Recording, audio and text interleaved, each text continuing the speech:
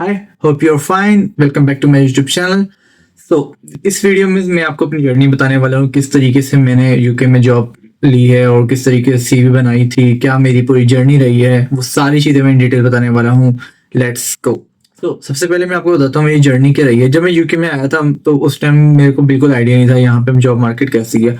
UK में कुछ companies के साथ मैंने काम किया हुआ है, बट ऑन ग्राउंड रियलिटीज बहुत ज़्यादा डिफरेंट होती हैं।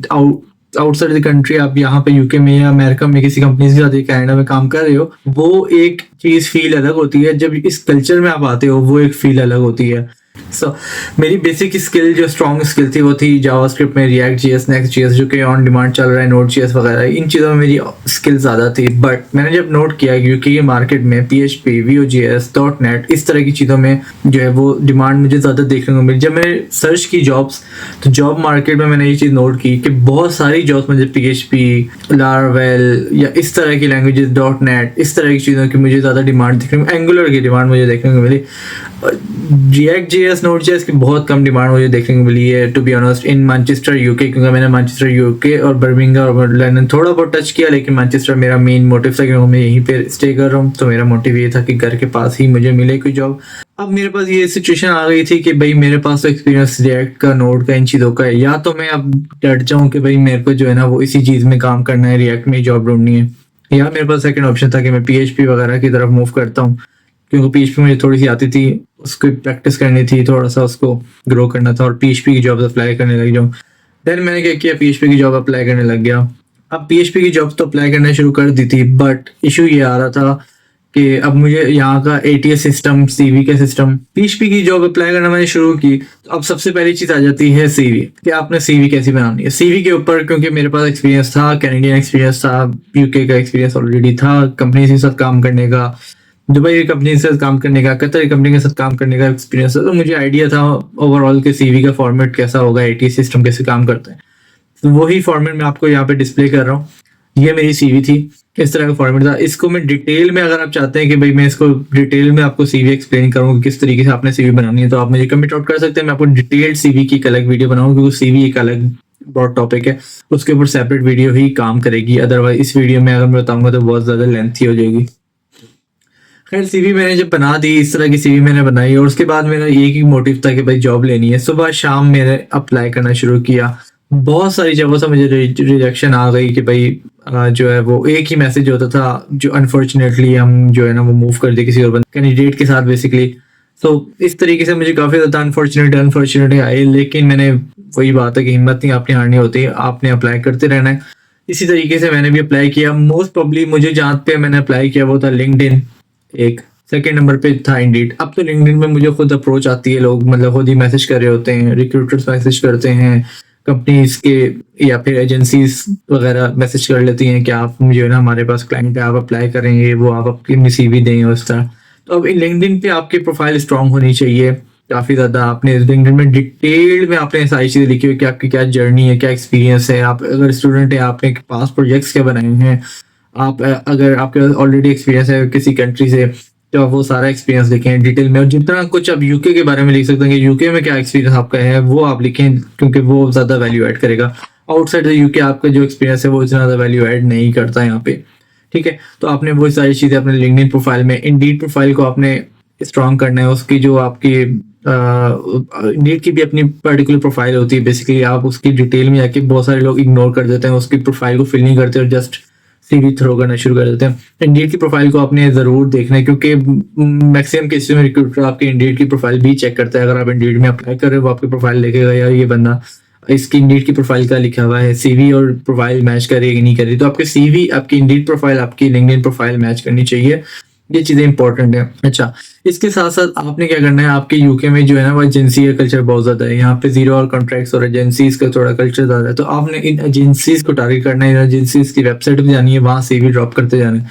उससे फ़ायदा होता है, ये आपको खुद ही कॉल करते हैं और आपको बताते हैं कि भाई आपकी सीवी हमने देखी थी, हमें लग रहा है कि आप हमारे फलाने क्लाइंट के लिए बेहतर हैं। तो वो आपको खुद बता देगा रिक्रूटर कि आप ये फलानी जगह पे जाके अप्लाई करें, या वो कह देगा मैं आपके बिहाफ में अप्लाई कर रहा हूँ, आप मुझे सीवी नहीं, लेटेस्ट सीवी अगर दे रहे नहीं तो जो सीवी आपने ऑलरेडी ड्रॉप की हुई है उसी के साथ कंटिन्यू कर रहे हैं, तो आप वही सीवी फिर वो उसी के साथ कंटिन्यू करके बेसिकली अप्लाई कर देगा वो आपके बिहाफ के ऊपर।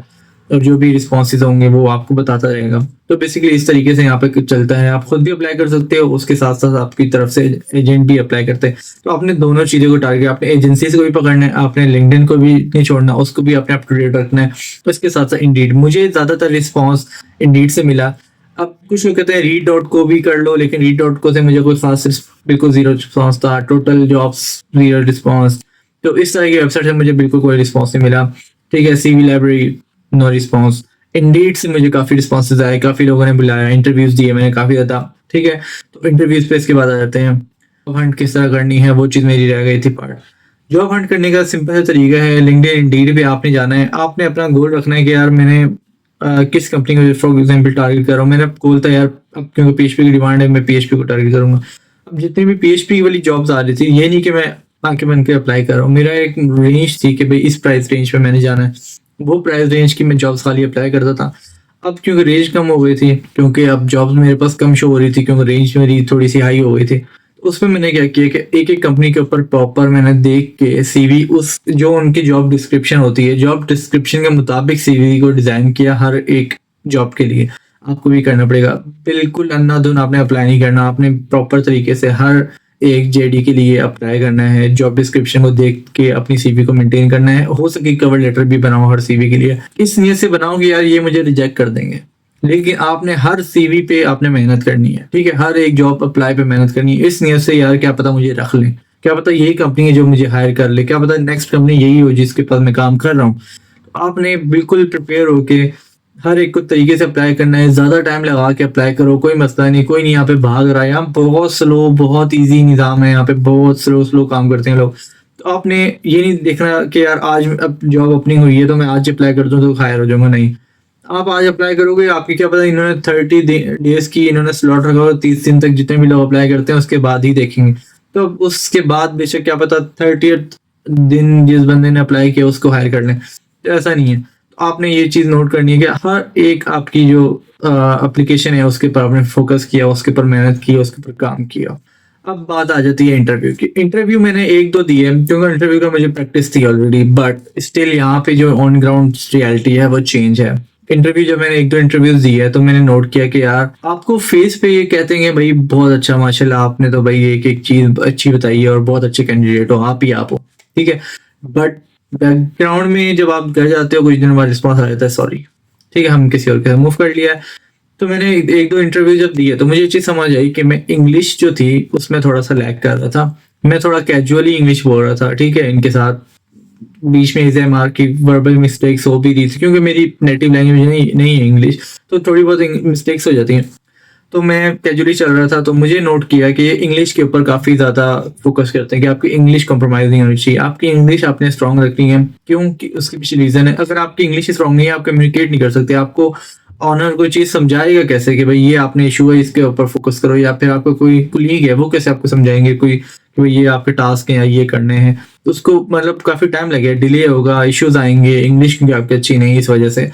तो उसके ऊपर आपने काफ़ी फोकस करना है, अपनी इंग्लिश को काफ़ी ज़्यादा बेहतर करना है। ठीक है, तो ये चीज़ बहुत मैटर करती है इंटरव्यूज़ पे। इसके साथ साथ आपने जो मैंने ट्रिक्स अपनाई हैं वही क्या थी, इंटरव्यू में जाने से पहले एक दो इंटरव्यू जब मेरे बुरे हो गए थे, अब जो भी कंपनी मुझे इंटरव्यू के लिए बुलाती थी मैं उसकी वेबसाइट पे जाके उसकी हिस्ट्री देखता था कंपनी की, जिस कंपनी में मुझे बुलाया उसकी हिस्ट्री मैंने रीड की कि यार ये कंपनी कब स्टार्ट हुई, क्या इनका मोटिव है, क्या इनका गोल्स हैं, कौन इनके कॉम्पिटिटर्स हैं।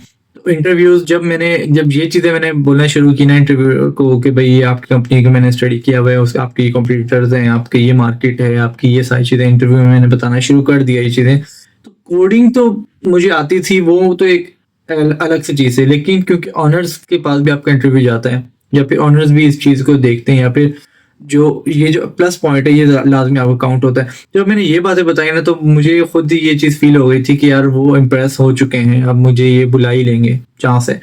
तो वही हुआ, उन्होंने मुझे बुला दिया, बट उनको आपने बताना है कि भाई आप जेन्युइनली इंटरेस्ट हो। यहाँ पे वो सीन नहीं है कि भाई आपको जॉब चाहिए, क्यों चाहिए, क्योंकि पैसे जरूर नहीं, आपको जॉब चाहिए क्यों, क्योंकि आपके पास एक मोटिव है कि भाई मैंने इसी कंपनी में जॉब करनी है। क्यों करनी है, क्योंकि मेरे पास फलाना रीजन, आपके रीजन होने चाहिए कि आप इस कंपनी में क्यों आना चाहते हो बेसिकली।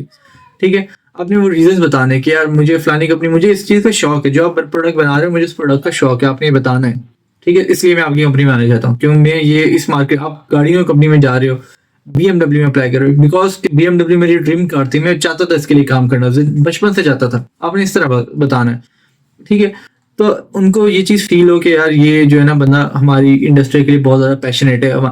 और आपने जो सेकंड चीज़ आपने गोल अपने माइंड में रखना है, कोई भी चीज़ इंटरव्यू के दौरान अगर कहते हैं अगर इस तरह की सिचुएशन आती है आप कर लेंगे, एक्स्ट्रा टाइम देना पड़े, हाँ दे देंगे, कोई मसला नहीं।